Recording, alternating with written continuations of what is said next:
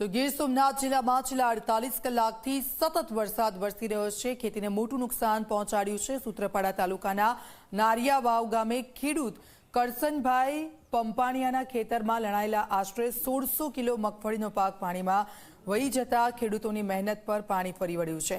ખેડૂતોએ સરકાર અને કૃષિ વિભાગને તાત્કાલિક સર્વે કરી યોગ્ય વળતર અને સહાય આપવાની માંગ કરી છે.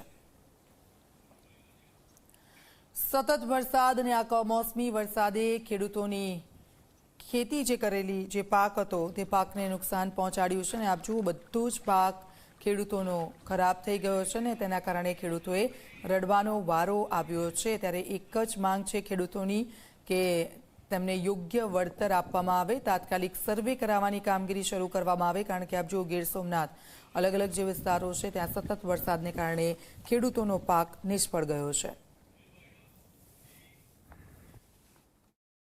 મિત્રો, આજે રાતના બહુ પુષ્કળ વરસાદ થયો, જેના કારણે અમારી માંડવી અહીંયા પડી હતી. થ્રેસર ને બધું અહીંયા હતું. અત્યારે થ્રેસર છે, માંડવી તણાઈને વહી ગઈ. એમાંથી થોડી કરાઈ માંડવી, એટલે બધા થોડાક છોકરા આવ્યા, મહેનત કરી અને એટલી લીધી. બાકીની માંડવી લગભગ 4 ખાંડી જેટલી માંડવી અહીંથી તણાઈ ગઈ છે. એટલે રાતના બહુ વરસાદ આવ્યો હતો, બહુ પૂર પાણી આવ્યું હતું. અત્યારે થોડું ઓસરી ગયું છે પાણી, તો અહીંયા બહુ પાણી હતું. ત્યારે આ કંઈ દેખાતું નહોતું, એટલું પાણી હતું. એટલે મારું કહેવાનું એમ છે,